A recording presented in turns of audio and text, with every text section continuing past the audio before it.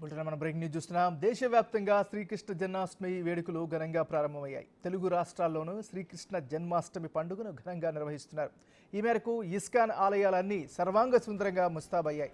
తెల్లవారుజాము 5:30 నుంచే మంగళహారతి, పంచామృత అభిషేకం, పుష్ప సమర్పణలతో వేడుకలు ప్రారంభమయ్యాయి. ఆలయాలకు పెద్ద ఎత్తున భక్తులు పోటెత్తుతూ ప్రత్యేక పూజలు నిర్వహిస్తున్నారు. చిన్ని కృష్ణులు, గోపికలతో ఆలయాల్లో సందడి వాతావరణం కనిపిస్తోంది.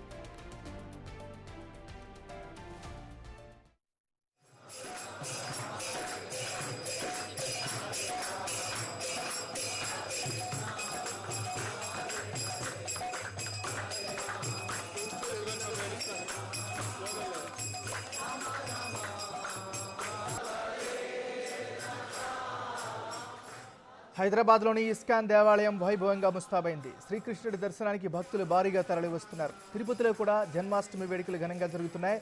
స్థానిక ఇస్కాన్ ఆలయంలో వేడుకలకు భారీ సంఖ్యలో జనం వస్తున్నారు.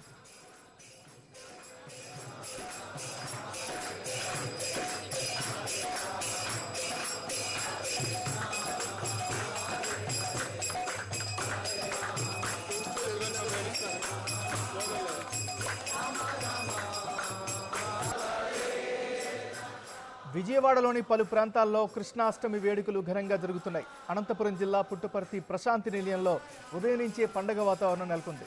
సాంస్కృతిక, ఆధ్యాత్మిక కార్యక్రమాలు నిర్వహిస్తున్నారు. కన్నయ్యకు అత్యంత ప్రీతిపాత్రమైన ఉట్టి కొట్టే కార్యక్రమానికి ఏర్పాట్లు చేస్తున్నారు.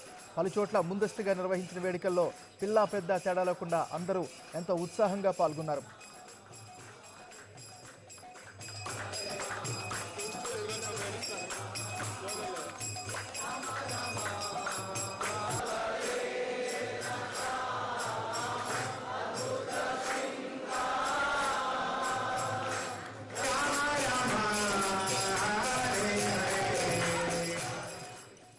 దేశవ్యాప్తంగా శ్రీకృష్ణ జన్మాష్టమి వేడుకలు ఘనంగా ప్రారంభమయ్యాయి. తెలుగు రాష్ట్రాల్లోనూ శ్రీకృష్ణ జన్మాష్టమి పండుగను ఘనంగా చేస్తున్నారు. ఈ మేరకు ఇస్కాన్ ఆలయాలు అన్నీ సర్వాంగ సుందరంగా ముస్తాబయ్యాయి. తెల్లవారుజాము 5:30 నుంచే మంగళహారతి, పంచామృత అభిషేకం, పుష్ప సమర్పణలతో వేడుకలు ప్రారంభమయ్యాయి. ఆలయాలకు పెద్ద ఎత్తున భక్తులు పోటెత్తుతూ ప్రత్యేక పూజలు చేస్తున్నారు. చిన్ని కృష్ణులు, గోపికలతో ఆలయాల్లో సందడి వాతావరణం కనిపిస్తుంది. ఇక ఇదే అంశానికి సంబంధించి మరింత తాజా సమాచారాన్ని మా రిపోర్టర్ అంజుమా లైవ్లో అందిస్తారు. అంజుమా, చెప్పండి.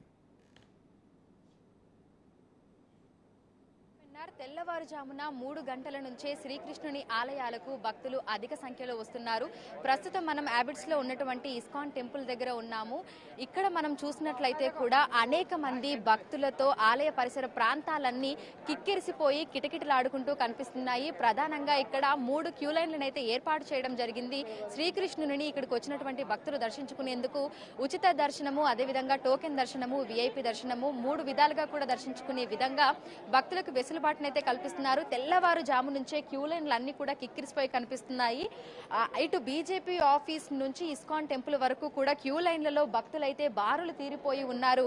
శ్రీకృష్ణుని జన్మాష్టమి సందర్భంగా శ్రీకృష్ణుని దర్శించుకోవాలి, ఆయన్ని పూజించాలి అనేటువంటి ఉద్దేశంతో అనేక మంది భక్తులు, చిన్న పెద్ద అనే తేడా లేకుండా అనేక మంది భక్తులు అయితే శ్రీకృష్ణుని ఆలయాలకు ఈరోజు తెల్లవారుజాము నుంచి పోటెత్తుతున్నారు.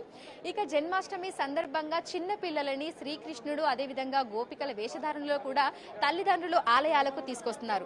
శ్రీకృష్ణ జన్మాష్టమి అనేది హిందూ మతంలో అతి ముఖ్యమైనటువంటి పండుగల్లో ఒకటి. విష్ణువు యొక్క 8వ అవతారమైన శ్రీకృష్ణుని జన్మదినం సందర్భంగా మనం శ్రీకృష్ణ జన్మాష్టమిని జరుపుకుంటూ ఉంటాము. ద్వాపర యుగంలో శ్రీకృష్ణుడు సుమారు 5000 సంవత్సరాల క్రితం మధురలో జన్మించాడు. ఇక ఈ విషయంతో పాటు ఆయన జీవిత కథ, భగవద్గీత, భాగవత పురాణం వంటి గ్రంథాలలో కూడా దీన్ని పొందుపరిచినట్టుగా కూడా మనకు పండితులు కూడా చెప్తూ ఉంటారు.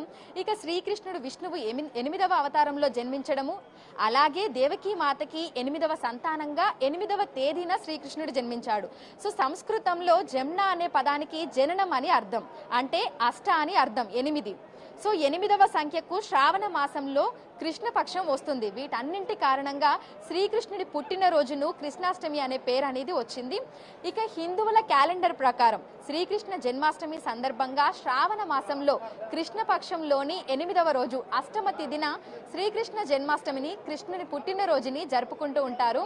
ఇది మనకు సాధారణంగా ఆగస్టు, సెప్టెంబర్లో రోహిణి నక్షత్రంలో వస్తుంది. ఇక భారతదేశంలోని అన్ని కృష్ణుడి ఆలయాలతో పాటు విదేశాలలో కూడా శ్రీకృష్ణుడికి ఈరోజు ప్రత్యేక పూజలు నిర్వహిస్తూ ఉంటారు. అనేక మంది భక్తులు శ్రీకృష్ణుడికి ఉన్నారు. మనకి చిన్ని కృష్ణుడు వెన్నె దొంగగా మాత్రమే కాకుండా ఆయన చిలిపి చేష్టలతో పాటు ఆయన సందేశాలను, ఆయన మార్గదర్శకాలను కూడా అనేక మంది ఫాలో అవుతుంటారు.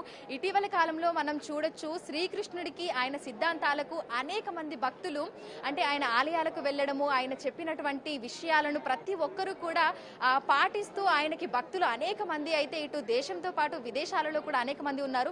ఒక్కసారి మనం క్యూ లైన్లలో చూడొచ్చు, చిన్న పెద్ద అనే తేడా లేకుండా అనేక మంది కృష్ణాష్టమి సందర్భంగా కృష్ణుని పూజించేందుకు, ఆయనని దర్శనం చేసుకునేందుకు అనేక ప్రాంతాల నుంచి కూడా ఇక్కడికి రావడం అయితే జరిగింది. సో ఒకసారి భక్తులతో కూడా మాట్లాడే ప్రయత్నం చేద్దాము. కృష్ణుడు అనగానే మొదటిగా వారికి గుర్తొచ్చేది ఏంటి, కృష్ణుడు పూజించేందుకు ఎక్కడెక్కడి నుంచి వచ్చారు ఏంటి అనేది కూడా. హాయ్, ఎక్కడి నుంచి వచ్చారు? హైదరాబాద్లో ఎక్కడ? Hitech city. ఓకే, సో మీకు కృష్ణాష్టమి అంటే, కృష్ణుడు అనగానే గుర్తొచ్చేది ఏంటి? ఈ కృష్ణుడు అంటే ఎందుకు అనిపిస్తుంది? అట్లేం లేదు, అందరూ ఇష్టమే. ఓకే, అంటే కృష్ణాష్టమి రోజు మీరు ఇక్కడికి వచ్చారు కదా, సో కృష్ణుడిని చూడడానికి, ఆయన్ని దర్శించుకోవడానికి వచ్చారు కదా, సో ఆయన తలుచుకోగానే ముందుగా గుర్తొచ్చేది ఏంటి? ఏం గుర్తొస్తుంది, దేవుడిని చూస్తే చాలంతే. సో ఆయన్ని చూడడానికి చాలా మంది ఇక్కడికి రావడం జరిగింది. ముఖ్యంగా ఈరోజు మనం చూసినట్లయితే కూడా ప్రధానంగా తెల్లవారుజాము నుంచే ప్రత్యేకమైనటువంటి పూజలు చేస్తున్నారు. అదేవిధంగా శ్రీకృష్ణ జన్మాష్టమి తర్వాత రోజు మనకు ఉట్టి కొట్టే పండుగ ఉంటుంది. అబ్బాయిలందరూ కూడా పిరమిడ్ రూపంలో ఉండి ఉట్టు కొట్టేందుకు కూడా ఎంతో ఆసక్తి చూపిస్తూ ఉంటారు. దీన్ని మనకి దహి హండి అని కూడా పిలుస్తూ ఉంటారు. సో ప్రత్యేకంగా మనం చూసినట్లయితే కూడా జన్మాష్టమిలో అత్యంత ఆసక్తికరంగా మనకు ఈ ఉట్టికొట్టే పండుగ అనేది కూడా కనిపిస్తూ ఉంటుంది. మనకు శ్రీకృష్ణ జన్మాష్టమి తర్వాత రోజు మనకి ఇది ఉంటుంది. సో ఒకసారి మన విజువల్స్ లో కూడా చూడొచ్చు, అనేక మంది భక్తులు అయితే ఇక్కడికి రావడం జరిగింది. నమస్తే అండి, ఎక్కడి నుంచి వచ్చారు? ఎక్కడి నుంచి? వరంగల్ నుండి. వరంగల్ నుంచి వచ్చారు. ఓకే, మీకు శ్రీకృష్ణ జన్మాష్టమి అనగానే, కృష్ణుడు అనగానే ఏం గుర్తొస్తుంది? అంటే కృష్ణుడు ఆయన చాలా మంది పూజిస్తూ ఉంటారు, ఆయన కొలుస్తూ ఉంటారు. సో మీకు కృష్ణుడు అనగానే ఏం గుర్తొస్తూ ఉంటుంది? ఈ పండుగను మీరు ఏ విధంగా సెలబ్రేట్ చేసుకుంటూ ఉంటారు? మ్యాక్సిమం ఫాస్టింగ్ చేస్తాను, ఆయన గురించి ఎక్కువ తలుచుకుంటాను. ప్లస్ సర్వీస్ చేస్తాను, బుక్ డిస్ట్రిబ్యూషన్ చేయడానికి ట్రై చేస్తున్నాం ఇప్పుడే. ఈ రోజు ప్రధానంగా మనం చూసుకున్నట్లయితే కూడా ఇటు శ్రీకృష్ణ జన్మాష్టమి సందర్భంగా అనేక మంది ఉపవాసం ఉండటంతో పాటుగా కూడా ప్రత్యేక పూజలు చేయడము, అదే విధంగా ఆయనకు సంబంధించినటువంటి విషయాలను తెలుసుకునేందుకు ఆ గ్రంథాలను కూడా చదువుతున్నట్లుగా కూడా చెప్తున్నారు. సో మొత్తంగా మనం చూసుకున్నట్లయితే కూడా నగరంలో శ్రీకృష్ణ జన్మాష్టమి వేడుకలైతే అంగరంగ వైభవంగా జరుగుతున్నాయి. ఇస్కాన్ ఆలయాలన్నీ కూడా ఎంతో అందంగా ముస్తాబై చిన్ని కృష్ణుని చూసేందుకు వివిధ ప్రాంతాల నుంచి ఇస్కాన్ టెంపుల్స్ కి అయితే భక్తులు క్యూ కడుతున్నారు. ఒకసారి మీరు నా వెనకాల చూసినట్లయితే కూడా తెల్లవారుజాము నుంచే ఇదే విధంగా క్యూ లైన్లలో బారులు తీరి గంటల తరబడి వేచి ఉండి శ్రీకృష్ణుని దర్శించుకునేందుకు కూడా అనేక మంది భక్తులైతే ఇస్కాన్ టెంపుల్ లకైతే తరలి వస్తున్నారు.